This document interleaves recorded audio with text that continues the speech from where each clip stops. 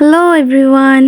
So আজ আমি নিয়ে এসেছি 2023 সালে মুক্তি পাওয়া চাইনিজ ড্রামা হিডেন লাভের এপিসোড 1-এর এক্সপ্লেনেশন। তো গল্পের শুরুতে আমরা গল্পের প্রধান চরিত্র নায়িকা সাংজিকে দেখতে পাই, যে বলছে আমাদের লাইফে কিছু স্পেশাল মোমেন্ট আছে।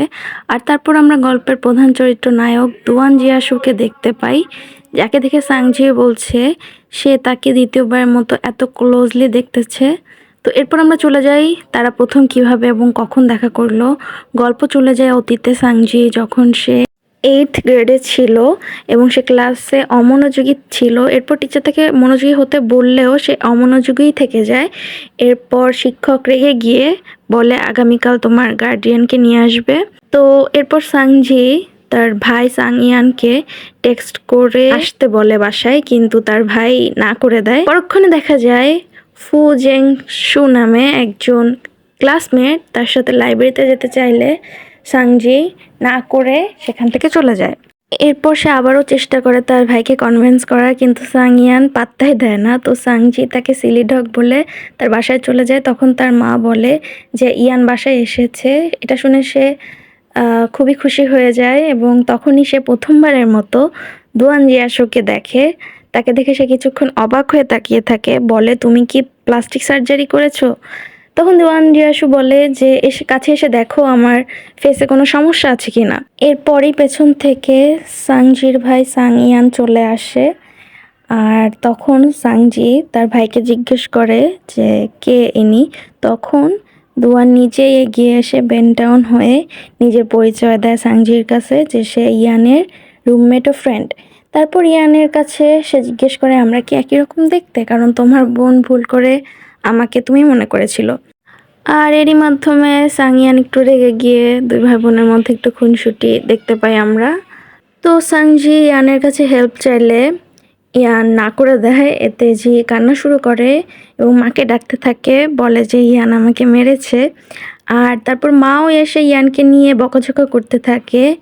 এরপর সাংজি জিয়াসুর কাছে যায় হেল্প করার কথা তাকে বললে, জিয়াসু হ্যাঁও বলে না, নাও বলে না, অর্থাৎ জি খুব আনসার্টেনিটির মধ্যে থাকে।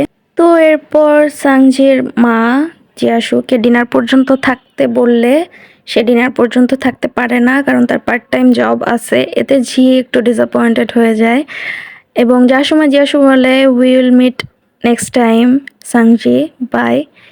এরপর গল্প আবার চলে যায় কয়েক বছর পর। বর্তমানে ঝি, তো বর্তমানে সে 11th গ্রেডের স্টুডেন্ট। তো ইয়ান তখন বাসায় ছিল এবং সে বলে সে মেইন ক্যাম্পাসে শিফট করছে, যেটা জি আর স্কুলের কাছাকাছি হওয়ায় সাংজিকে পিক করতে বলে তার মা। এতে ইয়ান বলে যে না, আমি কোনো বাচ্চাকে পিক করতে পারবো না। তো সাংজি বলে আমিও এখন 11th গ্রেডে, আমি নিজেই আসতে পারি।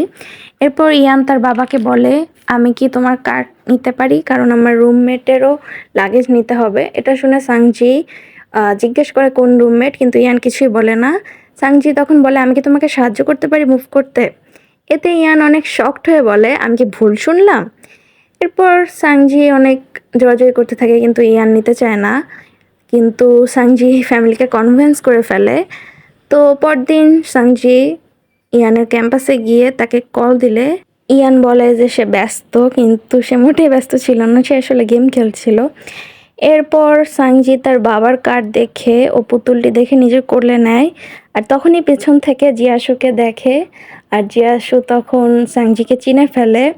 তখন সে বলে তুমি আমার জিনিস চুরি করছো কেন? জি বলে আমি যদি জানতাম এটা তোমার তাহলে আমি টাচও করতাম না।